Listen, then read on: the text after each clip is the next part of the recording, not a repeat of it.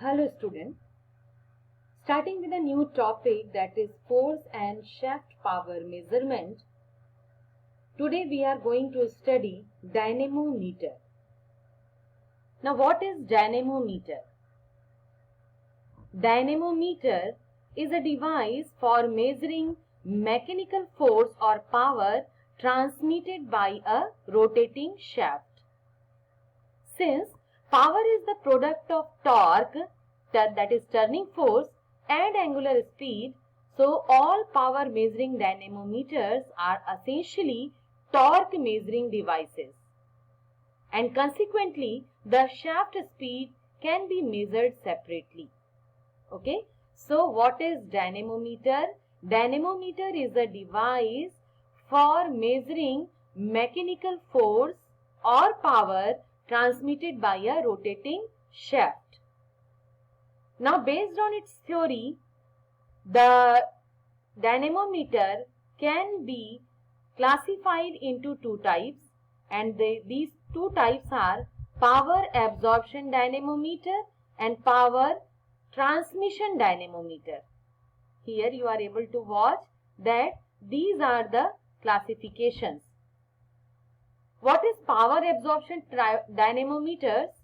These dynamometers measures and absorb the power output of the engine to which they are coupled. So, the power absorbed is usually dissipated as heat by submeans.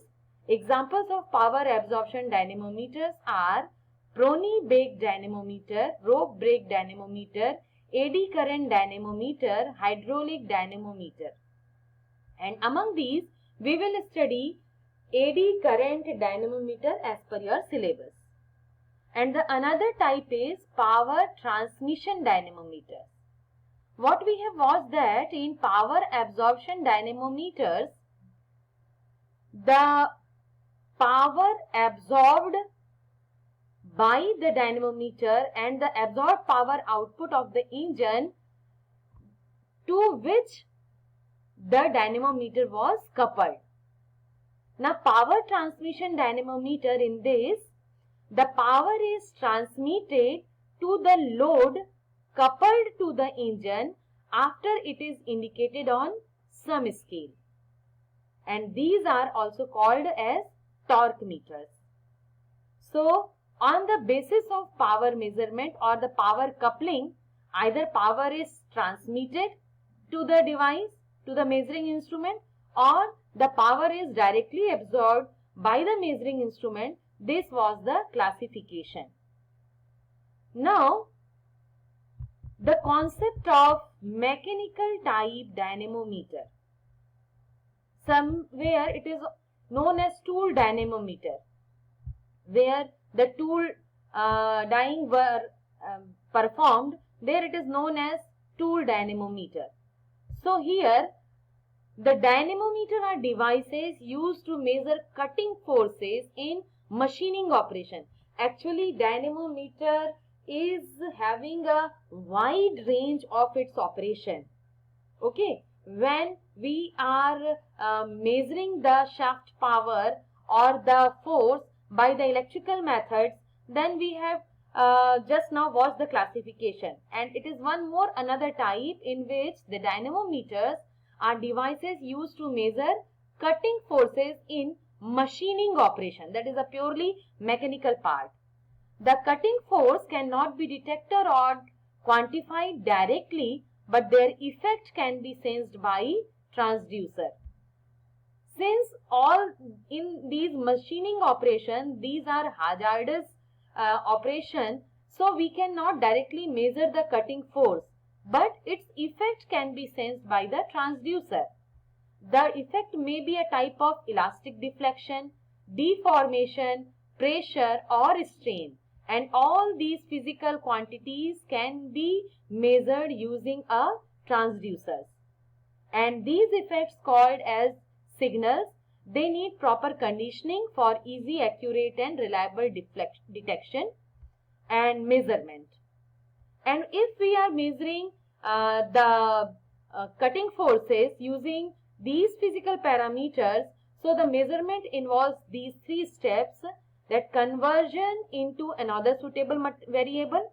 We are going to measure cutting force, but in which form? In the form of elastic deflection, deformation, pressure, strain. So these cutting forces has to be converted into these different variables, and after transduction process the value of electrical signal has to be amplified, filtered or stabilized, and finally the signals has to be read out or recorded. Okay, so this is the concept of mechanical type dynamometer, where the mechanical property is measured using transducers. Okay, now the next is that we have to actually study, that is AD current dynamometer. But before studying AD current dynamometer, let us first understand in a proper way what is torque and power, that we are telling that we are measuring torque and power using this dynamometer. Okay, so torque is defined as a twisting force. What is torque? Torque is defined as a twisting force that tends to cause rotation, and torque formula is force applied into lever arm. What is lever arm? Lever arm is the perpendicular distance from the axis of rotation to the line of axis of the force. That is the perpendicular distance from where the rotation is going on, and the distance between the axis of rotation to the line of action of the force, and its unit is foot-pounds or Newton meters. Maximally, the formula that is used by the mechanical engineers, and that is T into N by 5252. What is P? Power, that unit is horsepower, T is the torque, N is the revolutions per minute. The axis rotation number of revolution per minute is denoted as N, and the 5252 is a constant, and this is the formula which is maximally used by the mechanical engineers. So in mechanical type dynamometer, this formula is maximally used. Now coming to the electronics method, that is AD current dynamometer. So what is AD current dynamometer? First we have to understand what is AD current. Whenever there is an induction process due to the electromagnet, so in the surrounding coils there is a generation of local current, which is also known as AD current, because they are having the tendency to oppose the its cause of generation. Okay, so in AD current dynamometer, the working principle is shown in the figure. Where is the figure? I am showing you. This is the two waves of the AD current dynamometer. This one is the very simple one, and this one with the proper namings. The students can use any one of the diagram, both are same. Now I am showing you that this outer structure is the stator structure. This is the stator structure, and in more detail you will be able to watch that this stator structure is made up of cast iron. This is made up of cast iron. This lined one structure is known as stator, and in this stator there are the winding of coils. Since this is a cut view, so this is one side, this is the another side. If it is acting as a one part of the coil, so it is another part of coil, but the whole coil are same. Okay, So these are the coil which are connected to the DC supply. Okay. Now this center one structure is a rotor structure. This is the rotor structure, and through this rotor structure the shaft is connected to it, and the shaft rotation can be measured, the shaft torque can be measured, shaft power can be measured through this eddy current dynamometer. And in more detail, here is the toothed steel rotor. This is the cut weave, and this toothed steel rotor is in the contact of the coil with the help of magnetism, and there are cooling process also in the stator structure, and there is a cooling water flow inside the stator. Cooling water is used to make the complete section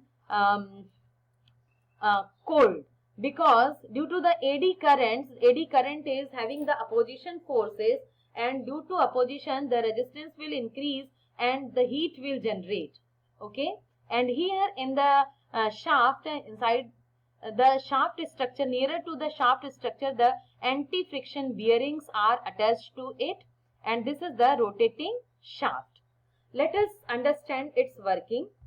Now its working is, when the rotor rotates, here when the rotor rotates, the eddy current are produced in the stator. When at the center part, when the shaft is rotating through the dynamo, with the help of dynamo, if the shaft is rotating, so the rotor is also rotated, and since the rotor is rotated inside the stator and there is very less gap between the stator and rotor, so eddy currents are produced in the stator due to magnetic flux set up by the passage of the field current in the electromagnets.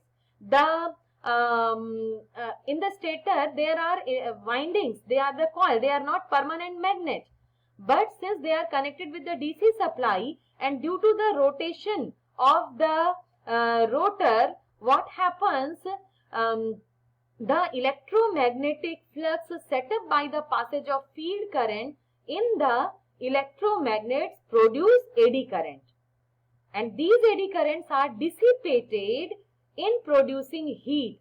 As I have told you that eddy currents are opposing the factor through which it has been generated. And how it has been generated? If the rotor rotates, and since we know that earlier also we have stated that if in the passage of electromagnet, if there is a variation of conductor, then they will definitely cut the magnetic flux, and that's why there is a generation of induction, and in the local area of each coil the eddy currents are generated, and since these are having the opposing nature, and that's why due to this opposing nature this is dissipated in producing heat, and that's why there is a need of some cooling arrangement. Okay, now after hearing this lecture, the student must be able to answer this question, explain with a neat diagram the construction and working of an eddy current dynamometer. So you have to go through this structure very clearly, and what is the usual power limit of this eddy current dynamometer is 300 horsepower, and its speed limit is approximately 6000 RPM. Okay. Now there are some advantages given to you. Please study it in detail, and some limitations also. What are the limitations? Their cost, size and capabilities. So their size limits their capability for tests on board marine vessels and in tight spaces. There are advantages also, that the dynamometer is most common tool used in the evaluation of torque and power. So in this way, these dynamometer advantages and limitations are general one. These are the general one, and the specific one is